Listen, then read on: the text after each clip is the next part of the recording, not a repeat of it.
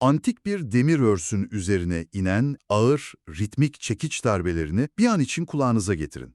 Kalın bir köseleği böyle keskin çelik bir bıçakla boydan boya yaran o tok sesi zihninizde canlandırın. Hani havadaki o yoğun deri kokusu falan, tozlu taş sokakların sıcaklığı, ahşap tezgahın üzerinde biriken ince toz. Burası sadece sıradan bir ayakkabı tamirhanesi falan değil. Atina agorasının tam sınır çizgisindeyiz. Bugün yüzyıllardır kusursuz kabul edilen bir anlatıyı tamamen ters yüz etme, üstü örtülmüş sarsıcı bir gerçeği aydınlığa kavuşturma gibi bir niyetimiz var. Gerçekten de tarihin akışını değiştiren fikirlerin aslında kimin o tozlu tezgahından çıktığını ortaya koyacağız bugün. Aynen öyle, tarihin seyrini değiştirecek bu efsanevi figür, Atinalı kunduracı Simon, milattan önce 5. yüzyılın ortalarındayız şu an. Atina Agorası, sadece soyluların, güç sahiplerinin adım atabildiği, kuralları demir gibi sert olan resmi bir pazar yeri. Hani bir kentin kalbi ama dışarıya tamamen kapalı bir kalp. Reşit olmayan gençlerin, alt sınıftan olanların, cebinde parası olmayanların bu resmi tartışma alanlarına girmesi kanunlarla kesin olarak yasak. Kesin yasak. Ancak tam bu katı sınırın bittiği yerde, o çekiç seslerinin geldiği mütevazı dükkanda Atinalı kunduracı Simon duruyor. Agora'nın o yasaklı kapılarından içeri giremeyen, felsefeye aç yoksul gençler her gün gizlice bu sınır boyundaki dükkana sığınıyorlar. Yasa dışı bir entelektüel sığınağa dönüşüyor orası. Ve Sokrates, yasaları delmeden bu gençlerle buluşabilmek için her gün adımlarını bu ayakkabı tamirhanesine yönlendiriyor. Dükkanın içi derilerin arasında bir felsefe laboratuvarına dönüşürken, Atinalı kunduracı Simon, elleri nasır içinde yüzü deri tozuna bulanmış bir halle pür dikkat bu tartışmaları dinliyor. Zihninde şimşekler çakan bu adamın eylemini, gecenin karanlığında akıp giden bir anı kalıcı kılmak için taş duvarlara isyanını kazıyan bir sokak sanatçısının tavrına benzetiyorum. Entelektüel üretim o dükkanda fiziksel emeğe dönüşüyor. Sokrates dükkandan çıkıp gittiği an, havada asılı kalan o kelimeler uçup gitmesin, karanlığa karışmasın diye, Atinalı kunduracı Simon, elindeki keskin kösele bıçağını alıp, ham deri parçalarının üzerine o derin düşünceleri, diyalogları kazımaya başlıyor. Bıçak deriyi keserken aslında tarihi baştan yazıyor. Deriye kazınan bu notlar, insanlığın düşünce serüveninde tarifsiz bir kırılmanın merkez üssünü oluşturuyor. Zira o deri parçaları, aristokratların o yüksek fil dişi kulelerinde dilden dile aktarılan devasa bir efsaneyi paramparça ediyor. Yüzyıllardır felsefe dünyasında hani bu karşılıklı sorular sorarak fikir üretme metoduna Sokratik diyalog denir. Yüzyıllardır bu formatın mucidi olarak hep o aristokrat Platon pazarlandı dünyaya. Oysa o derilere kazınan kelimeler bize Sokratik diyalogları dünyada ilk kaleme alan kişinin bizzat Atinalı kunduracı Simon olduğunu haykırıyor. Yani tarihe deri kitaplar veya kunduracı diyalogları olarak geçen bu 33 eser, sadece birer kayıt falan değil, bayağı düşünce tarihinin rotasını çizen pusulalar bunlar. Felsefenin yaşadığı o muazzam mekansal ve sınıfsal dönüşümdür. Felsefe, o soyluların altın varaklı saraylarından, mermer avlularından çıkıp ellerin nasırlı bir işçinin tozlu tezgahına iniyor. Bu bilginin doğasının tamamen kabuk değiştirmesi demek. Muazzam bir ışık atlanıyor orada.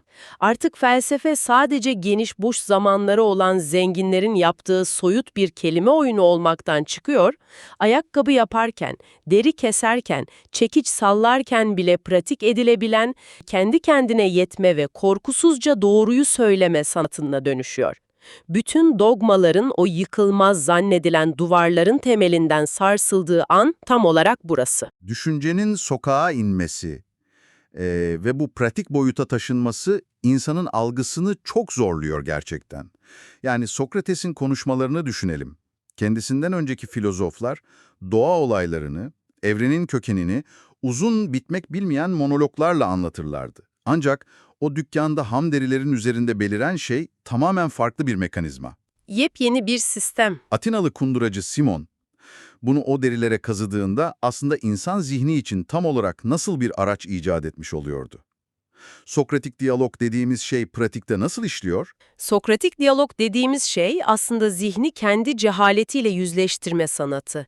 Uzun bir nutuk atmak yerine karşınızdaki kişiye ardı ardına sorular sorarsınız. Bir tezi alıp basit bir soruyla onu açarsınız, ardından gelen yanıtı başka bir soruyla köşeye sıkıştırırsınız. Karşı tarafı yavaş yavaş kendi çıkmazına sokuyorsunuz. Aynen. Bu süreçte muhatabınız kendi argümanındaki o mantık hatalarını, ölümcül çelişkileri bizzat kendi ağzıyla itiraf etmek zorunda kalır. İnsanlara ne düşünmeleri gerektiğini dikte etmek yerine onlara nasıl düşüneceklerini gösteren bir mekanizma bu. Atinalı kunduracı Simon sadece konuşmaları bir stenograf gibi falan kaydetmedi. Felsefi tefekkürün bu soru-cevap dinamiğini görselleştiren yeni bir işletim sistemi sundu aslında dünyaya. Yeni bir düşünce sistemi, yepyeni bir format icat ediliyor. Üstelik bunu sıradan, ter ve emek kokan bir zanaatkar başarıyor. Ve tam bu noktada hikaye Atina'nın en köklü aristokrat ailelerinden gelen Platon'un o devasa kibriyle çarpışıyor. Sınıfsal elitizmin kendi tekelinde görmediği bir yeniliği nasıl acımasızca gasp ettiğinin o karanlık dehlizlerine giriyoruz şimdi. Orası çok karanlık bir sayfa. Platon, sıradan bir ayakkabı tamircisinin Sokrates'in en yakın dostu olmasını, onun en derin fikirlerini deri parçalarına kazıyarak ölümsüzleştirmesini gururuna yediremiyor, ortada zekanın ve icadın bir işçiden çıkmasını hazmedemeyen devasa bir hırsızlık ve kıskançlık operasyonu var. Platon'un Atinalı kunduracı Simon'un icat ettiği bu diyalog formatını kelimesi kelimesine alıp tamamen kendi kurduğu akademiye kopyalaması tarihin en büyük gasp eylemlerinden biridir. Yaşanılmaz bir intihal. Ciltlerce süren o devasa eserlerinde bu adamın Atinalı kunduracı Simon'un adını tek bir kez bile anmıyor.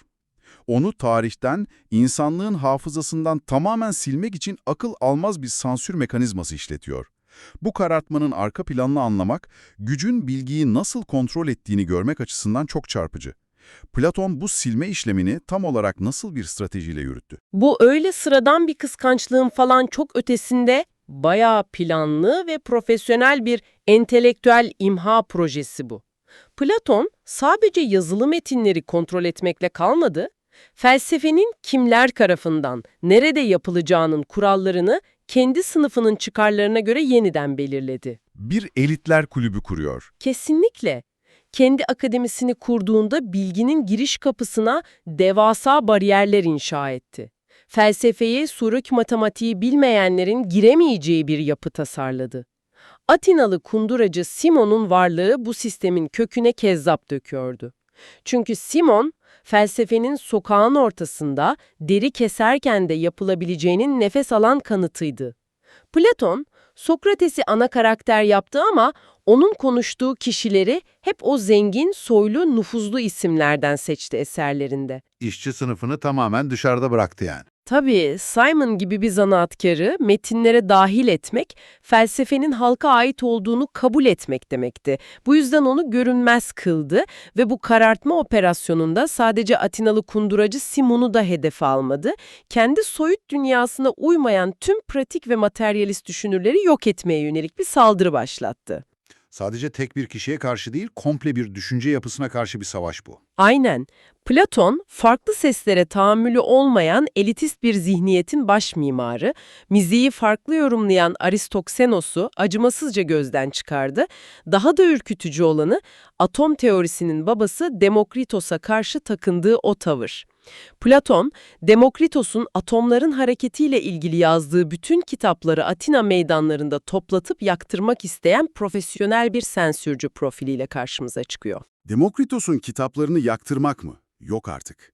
Atom teorisinin kurucusundan, maddenin en temel yapı taşını düşünen o büyük beyinden bahsediyoruz. Soyut fikirleri savunan birinin, maddenin doğasını inceleyen birine bu kadar tahammülsüz olması çok karanlık bir tablo çiziyor. Fikirleri çürütmek yerine onları fiziksel olarak ateşe atması, bu nasıl bir entelektüel tiranlıktır? İdealizmin materyalizmden bu kadar korkmasının temel motivasyonu neydi? Platon'un idealizminde evren kusursuz, değişmez ve yalnızca akılla kavranabilen formlar dünyasıdır. Fiziksel dünya ise sadece bir gölge, bir yanılsama. Demokritos ise bunun tam aksini evrenin sonsuz boşlukta hareket eden maddi parçacıklardan, atomlardan oluştuğunu savundu. Yani daha elle tutulur, somut bir evren. Evet, Demokritos'un teorisi, tanrılara veya soyluların kutsal düzenine ihtiyaç duymayan, kendi mekaniğiyle işleyen bir model sunuyordu. Eğer her şey somut dünyaya dayalıysa, aristokrasinin o ilahi statüsü de çökerdi. Platon, kitapları yakmayı arzulayarak sadece bir teoriyi değil, kendi sınıfsal ayrıcalıklarını tehdit eden o özgürlükçü dünya görüşünü ortadan kaldırmayı hedefliyordu.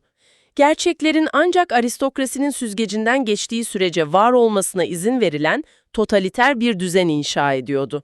Ve bu tiranlık sadece kitapları ateşe atmakla, icatları gasp etmekle de kalmıyor. İnsanların onurunu, cesaretini ve sadakatini de çalıyor. Hikaye burada yoksul bir kasabanoğlu olan Aiskines'e uzanıyor. Sokrates idama mahkum edildiğinde Atina'nın o soğuk hapishane hücresinde ölüm gününü beklerken etrafındaki o zengin soylu dostları ne yapacaklarını bilemez haldeydiler. Hepsi korkudan sinmiş durumda. Oysa Sokrates'e bütün kalbiyle bağlı olan Aeschines harekete geçti. Kendi kısıtlı imkanlarını zorlayıp hapishane muhafızlarına rüşvet veren, o muazzam kaçış planını ilmek ilmek işleyen asıl kişi bu yoksul kasap oğlu Aeschines'tir. Fakat Platon'un o bitmek bilmeyen kibri, tarihi kendi kaleminden yeniden yaratma hırsı, bu eşsiz cesaret rolünü yoksul bir gence yakıştıramıyor. Tarihi metinlerini yazarken bu kahramanlık rolünü ondan acımasızca çalıyor ve kendi aristokrat sınıfından olan zengin Kriton'a veriyor. Resmen tarihi yeniden yazıyor, karakterleri değiştiriyor. Emeğin ve sadakatin sadece zenginlere ait olabileceğini dayatan korkunç bir illüzyon yaratılıyor.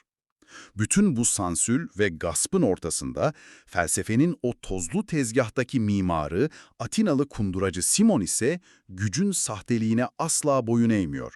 Ve işte tarihin nefesini tuttuğu o zirve noktası yaşanıyor. Atina'nın en kudretli devlet adamı Perikles bizzat bu küçük dükkana geliyor. Düşünün, bir dönemin süper gücünün en tepesindeki isim, elinde çekiçle duran bir işçinin karşısına geçip ona muazzam servetler teklif ediyor. Bayağı ayağına kadar gidiyor. Evet, dükkanı bırak, sarayıma gel, fikirlerini benim için üret, seni finanse edeyim diyor. İşte o an Atinalı kunduracı Simon elindeki kösele bıçağını ağır ağır bilemeye devam ediyor. Başını kaldırıp Perikles'in gözlerinin içine doğrudan bakarak tarihi ikiye bölen o cevabı veriyor. Ben konuşma özgürlüğümü senin parana satmam Perikles. Sarayına gelirsem senin kölen olurum, burada kendi ekmeğini kazanan özgür bir adamım. O dükkanda yaşanan yüzleşme sadece iki kişinin değil, iki farklı dünyanın çatışmasıdır aslında. Bir yanda gücün ve paranın getirdiği o kibirli lütufkarlık, diğer yandaysa emeğiyle var olan, zihnini kimseye kiralamayan insanın sarsılmaz bağımsızlığı. Perikles ona bir unvan teklif ediyor ama karşılığında ruhunu talep ediyor. Saraya giren bir zihin artık efendisinin çıkarlarını korumaya mahkumdur. Simon'ın verdiği cevap gerçek zenginliğin tanımını değiştiriyor. Zenginlik, başkasının size sunduğu altın keseleri değil, kendi ellerinizle yarattığınız değerin bahşettiği boyun eğmezliktir. Bu çok güçlü bir felsefi duruş. Felsefe tarihinde yankılanan dev bir çığlığa dönüştü. Kendisinden sonraki nesiller için Antistenes üzerinden kinizm akımının ve o ünlü Sinoplu Diyojen'in en büyük ilham kaynağı oldu. Kinizm, şöhret, servet gibi sahte değerleri reddeden bir okul. Sinoplu Diyojen'in bir fıçı içinde yaşayıp Büyük İskender'e "gölge etme, başka ihsan istemem" diyerek kafa tutmasının tohumları işte o gün o dükkanda Simon'ın Perikles'i reddettiği o asil anda atılmıştır. Gözünün işine bakıp hayır diyebilme iradesi, bugün her zamankinden daha çok ihtiyaç duyduğumuz bir erdem. Atinalı kunduracı Simon, felsefenin ve onurun sadece ünvan sahiplerine değil, üreten, çalışan, bağımsız insana ait olduğunu tüm dünyaya kanıtlayarak hayata veda etti. Peki, Simon'un o gün o dükkanda sergilediği bu duruşu, bugünün dünyasına taşıdığımızda karşımıza nasıl bir tablo çıkıyor? Modern insanın bu hikayeden alması gereken o temel ders nedir? Bunu büyük resme bağlarsak, aradan geçen binlerce yıla ve gelişen sistemlere rağmen insanlık durumunun çelişkilerinden birinin hiç değişmediğini görüyoruz. Modern dünyada agoraların yerini devasa cam binalar, yüksek katlı plazalar aldı. Bugün insanlar o gösterişli yapıların içinde, başkalarının cüzdanlarının ve sahte kurumsal parıltıların gölgesinde kendi özgürlüklerini sessizce devrediyorlar. Kartvizitlere basılan parlak unvanlar uğruna birilerinin sarayına kapak atabilmek için prensipler satılıyor. Bağımsızlık, düzenli bir maaşın ve konfor yanılsamasının sunağında kurban ediliyor. Sistem insanları kendi ürettikleri değerden uzaklaştırıp makamlara bağımlı hale getiriyor. İnsanlar kendi fikirlerini üretmek yerine efendilerinin vizyonunu savunmaya mecbur bırakılıyor. Kendi ayakları üzerinde durmanın, o kendi emeğinin efendisi olmanın, o yalın gücü unutulmaya yüz tutuyor maalesef. Oysa Atinalı kunduracı Simon, o tozlu küçük dükkanından binlerce yıl ötesine, zamanın duvarlarını aşarak doğrudan bugünün insanına, doğrudan sana fısıldıyor. Gerçek özgürlüğün, gerçek zenginliğin, sistemin sunduğu lütuflara ve başkalarının parasına köle olmakta yatmadığını haykırıyor. Asıl kudretin kendi emeğinle, kendi zihninle ürettiğin değerle dünyaya ve karşına dikilen tiranlara korkusuzca meydan okuyabilmek olduğunu gösteriyor. Özgürlük kimsenin sana altın tepside sunacağı bir hediye değildir. Özgürlük satılık değildir. Özgürlük kendi tezgahında ilmek ilmek inşa ettiğin o kaledir. Şimdi yüzümüzü geçmişin bu sarsılmaz gerçeğinden kendi hayatlarımıza, masalarımıza ve tercihlerimize dönelim. Kendi yarattığınız değerle, kendi emeğinizin gücüyle bugün hangi tiranlıklara meydan okuyabilirsiniz? Bir okur, bir kare, yaşayan kütüphane. Fikirler burada ölmez.